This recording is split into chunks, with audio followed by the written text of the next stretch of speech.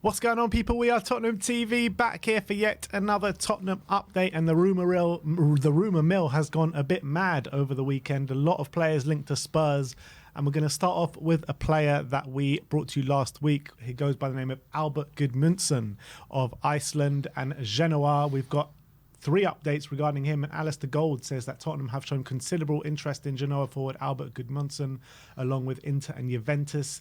He has scored 14 goals and had 5 assists this season, and expected to be available for around a fee of £21.5 million to £26 million this summer. Jack Table says Tottenham are admirers of Albert Gudmundsson of Genoa ahead of the summer transfer window.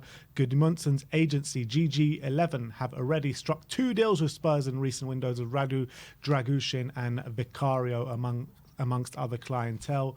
Matti Moretto says that Tottenham are one of the clubs that have interested in Gudmundsson and have sounded out his camp about a possible move. The player would like to move to a club who are playing in either the Champions League or Europa League next season, with Genoa wanting 25 to 30 million euros to let him depart. I mean, we did speak about him last week. Since then, he scored a hat-trick for Iceland against Israel in a pivotal playoff for the Euros. Obviously, the final will be coming in the coming days against Poland, against Ukraine, I think it is. So he is a player that is, really smashing it out this season for Genoa. More or less, he's a 10. I think if he does come in, it's probably looking at a replacement for Giovanni Lo Celso. Yeah, I think so. And what I was watching that game for Iceland in the playoffs. What was really impressed me about him is the variety in his game. One of the goals he scored was a brilliant free kick. One of them was he dribbled past 2 players and slotted it in past the goalkeeper with really good dribbling ability. And then the other one was a really good poacher's finish. So I think that shows why he interests so many different clubs, because of the variety in his play. And apparently he's quite a versatile player as well, from what I gather. He can play in a few different positions. So this is one where I think you're looking at the market, that kind of fee for a player who a lot of people have interest in and has those kind of qualities. I can understand why he's getting a lot of interest from a lot of different clubs, because for that kind of price, and if you're talking about an attacker who can effectively get goal contributions regularly from different positions, I mean, for 20 million, I mean, it's a brilliant price, isn't it? Yeah, I agree. It is a brilliant price. I did say last week on the update, and I think we kind of agreed on it at the time, saying not sure where he kind of fits in the Spurs squad. But, if you're looking at maybe 3 midfielders departing and you look at bringing in Gudmundsson and maybe a natural 6, then maybe it can fit. Yeah, I think so. And I think I wonder where we see him in terms of in the front line. Is it going to be in place of Maddison? I feel like Gudmundsson's a different kind of number 10 to Maddison. He's more of a second striker, as you say, rather than like a number 10. So he's not going to be dropping deep and pulling the strings like Maddison does. So I don't see him as a backup to Maddison. He would probably have to be a backup to the striker, I would assume, or maybe could maybe play. I don't see him as being a winger, although he's quite a good dribbler as well. So it'd be interesting to see where he fits in. But I think that when you look at it, right, Andrew's said plenty of times, like, he wants fluid players that can play in multiple variety of positions, and this guy fits that bill, doesn't he? He doesn't have to be shoe-marked into, all right, you're here to be the Maddison replacement. He's here to be a squad player, and he can fill in a variety of different positions. Yeah, and as I say, for that kind of price, especially if he was playing in the Premier League, you're talking about probably tripling that price.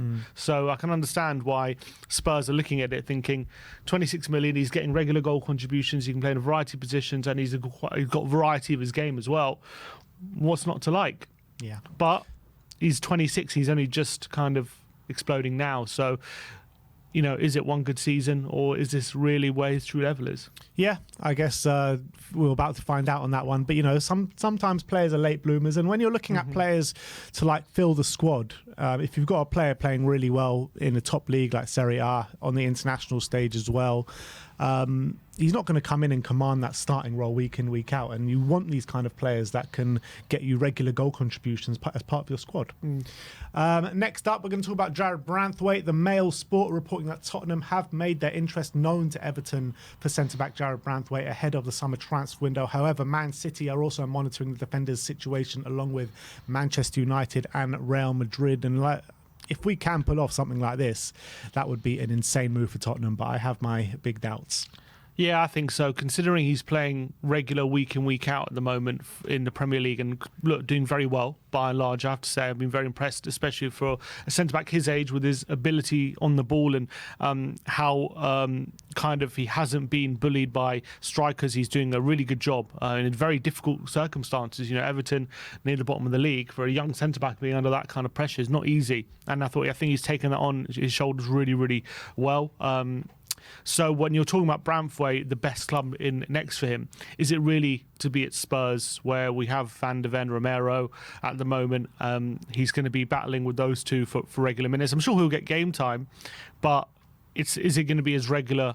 You know, do we see him as, if we sign Branway, you know, are we seeing him as this is going to be our centre-back for the next 10 years kind of thing? Or is he going to be battling for minutes with Van de Ven, who himself is quite young? Whereas he goes to like someone like Man United or, someone like Man United, and maybe they see him as this is going to be our main centre-back for the next like 10 years kind of situation. So, and plus you're going to have to spend big money to get him. Big money, I think. Unless they get relegated, where maybe it's not going to be as much, but you're talking at least 50 million, even if they go down.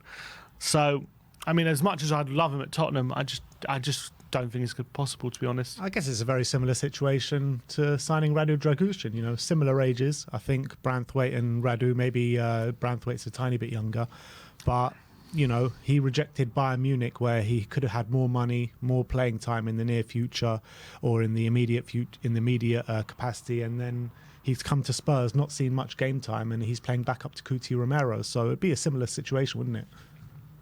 Yeah, it'll be similar, but Branway's already established himself in the Premier League. So does he want to go starting in the Premier League to being on the bench?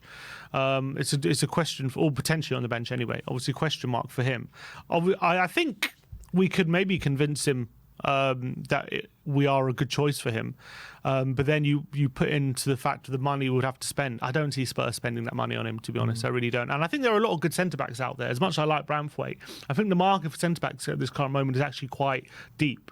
So is there really a need to spend 60, 70 million on him? I don't think so. Yeah, I totally agree with that, and I think that when you're looking at spending that kind of money, and that money needs to go into the wingers and maybe the number 6 situation. We've already got 3 top centre backs at the club, and I think you can spend probably about 20, 30 million and get someone of the required ability to play back up to Van de Ven. Let's talk about Morgan Gibbs-White. The Footy Insider is saying that Tottenham are keeping close tabs on Morgan Gibbs-White ahead of the potential summer deal. Gibbs-White is now viewed as a Spurs level player with a skill set capable of playing at a Champions League caliber club. I actually really like Gibbs-White. I think he's performed really well for Nottingham Forest ever since joining. But I can't see us signing both Gibbs-White and Gudmundsson. I think it's probably going to be one or the other, right? Yeah, I'd agree with that. I think that's probably the view the club are taking as well. I doubt they're looking to sign both of them. But I think Gibbs-White, again, is similar to Gudmundsson. He's also quite versatile, can play in a few different positions. And I think maybe a move to Spurs would really raise his profile as a player. Maybe if he gets a move to Tottenham, you know, England might start looking at him and he might start getting those kind of opportunities. I think he would fit in really well at Spurs. I really like his drive. I think he's a really good dribbler on the ball. He's a good ball carrier. And I think he's a good striker of the ball as well. He gets quite regular goals, contributions for Forest. I've been really impressed with him this season. I'd like him, but I don't know if Tottenham would look at that deal with probably an English tax. Depends if Forest go down. Again, if Forest go down, maybe you can get him for like 30. I don't think it's a case of that. I think Forest desperately need money before June. I think this is what the situation is here at Forest. So they're going to need to accept a bid for someone at least. And you're looking at Gibbs-White, and he's probably the guy that they can get the most money from. And Daniel Levy loves these kind of deals. He absolutely loves them. So I think that when you're comparing these two players, I'd actually much prefer Gibbs-White than Albert Gudmundsson. Obviously, Gibbs-White's Premier League proven. I think Gudmundsson's a bit more proven a bit more versatile in terms of he can maybe play in the forward positions a bit more, like striker and that kind of stuff, whereas Gibbs-White much more in midfield. But I think they could both do a job out wide if need be as well. I do like both those players a lot. But I've been really impressed with Gibbs-White this season for Nottingham Forest. I think he's done a really great job with a lot of responsibility on his shoulders, because when Brennan Johnson left, that was one of their main attackers from last season gone, and he had to fill a big void, and I think he's done that really well. So I think, who would I prefer, Gibbs-White or Gudmundsson? Similar ages, aren't they? 2 years in it. I think I'll probably go for Gibbs-White. Yeah, I'll Yeah, probably go for because Gibbs-White. Gibbs-White's 24. I think Albert's about 26. The only thing is that what Albert's got over him is his name ends in Son, and we love the player that names ends in Son, you know? Definitely, that's definitely true. Let's talk about the winger situation now. Fabrizio Romano has given us an update regarding that, and he says, look, a player they appreciate for a long time is Rafinha from Barcelona. We know the financial situation at Barcelona is not easy, so he could be one of the names. They will look at that kind of player. Another player they appreciate is Pedro Neto, but he has this issue with injury, so I'm not sure Liverpool, Tottenham or other clubs following the player will be prepared to pay big money for Pedro Neto this summer. That kind of player is the priority for Tottenham though, and I see them going for that kind of winger, a winger with quality and that can help them get goals and assists. I mean, he doesn't half state the obvious, Fabrizio Romano. We're going for a winger that can get goals and assists. Yeah, easy to find, aren't they? Yeah, simple. Yeah, no, and I'm glad that's the priority. I think we all know, we've said it many times on this channel, that at the moment, winger, as much as I think the wingers that we currently do are doing okay, they're just not the perfect fit for what we are trying to do on the football pitch. I think they're doing a decent job. I think, look, if you look at our wingers, all their numbers are not bad, to be honest, in terms of goals and assists, but I think they're definitely hampered by their inability to really commit defenders, take them on consistently. And I think that would really help. And obviously, Rafinha and Neto definitely fit that bill. Now Neto's picked up his second big injury of the season now, and I think that would definitely make a lot of clubs hesitant when it comes to the figures they were talking about in January, like 80 million, weren't they? That's never going to happen, I don't think, with his kind of injury record. So I think there's a good chance he might end up staying at Wolves if they are very stubborn on that kind of price. Or even at 60 million, I think, is going to be unlikely people paying. When it comes to Rafinha, I like him. I think he's a good player. Probably would be a good fit for what we want to do. I do think he's a bit of a selfish player, but I think maybe he could that could be worked on. I think he's got a great left foot. The problem is I don't think he has a great right foot. So him going to the byline, if he's playing on the right-hand side, he would have to work on that, unless we play him on the left-hand side, but he's not used to playing on the left-hand side. So I think there are question marks on that, to be honest. But I do think he's a player of high quality, and I think our squad will be better off having him in it, but it depends how much it will cost. Yeah, it depends on the Barca finances and stuff like that. If you can get him out there for like 35, 40 million, I think that'd be a great deal for Spurs to do. In terms of Pedro Neto, I said it before this injury came along, that, you know, I have my reservations about Neto because of these injury problems. And those injury problems have reared that ugly head again, unfortunately, for Pedro Neto, which is really unfortunate because he's literally one of the best wingers in the Premier League. And he is perfect. His style of play is perfect for Spurs as well. Can play on either flank. So it is really annoying that he's got this injury, because I was starting to warm to the idea, saying like if he can prove his fitness from now to the end of the season, I'd really want to see him at Spurs. But I don't think I want to see him at all now, even if we can get like a low ball cheap deal. I just don't think it's worth it with the injury problems that he does have. I just think it's too much of a risk, and if you sign him and he gets another big injury next season, then you're back to square one and where we were with this season, with wingers that are not completely suited to maybe Ange ball. So I would say a complete no to Neto, but I'd very much be interested in Rafinha for sure. Conor Gallagher up next. Peter O'Rourke saying that Tottenham are prepared to table an early summer bid for Chelsea star Conor Gallagher. Spurs are set to offer an initial bid of 30 to 40 million pounds for the 24-year-old. Gallagher has 12 months remaining on his contract at Stamford Bridge, and Chelsea are willing to listen to offers to help balance their finances. Tottenham are set to drive a hard bargain and lowball the Blues, as they are aware of the troubling financial situation that they need to raise funds for the summer. Chelsea are on the brink of breaching Premier League profit and sustainability rules and need to raise funds before the cut-off date of June the 30th. You know what? I can get behind lowballing Chelsea. Why not? They've done it to well, not lowball, but how many times they pinched players off us and things like that. So we definitely have some payback for Chelsea to give. When's the last time they pinched a player off us? I don't know, but they've done it enough times in the past. Can't even remember any. Loads of times, Willian. Oh, that kind of they've Willian. pinched loads. And also, how many times we've been interested in a player and then all of a sudden they're interested in a player? It happens all the time. Yeah. Look, they clearly have a big problem with FFP. I think it's not going away, this issue. So I think they have to deal with it one way or another.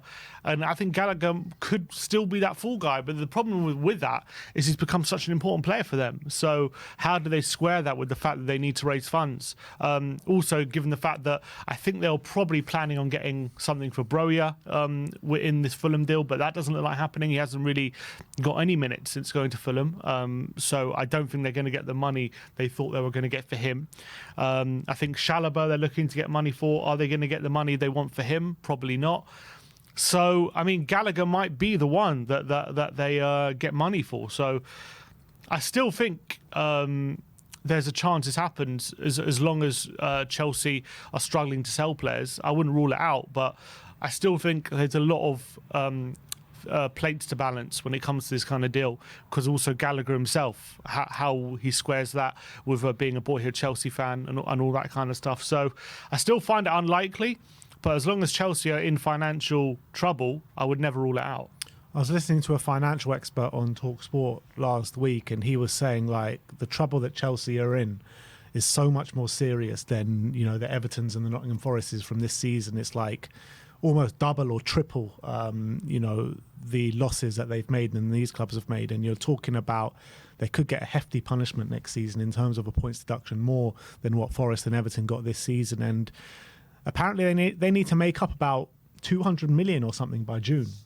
Like, how is that ever going to work? Like, I know Todd Bowley apparently has gone out to Saudi to try and tout out some of his players out there, but if that is true, if that's the figure that is true, that they need to raise 200 million by June, like, how are they ever going to get around that?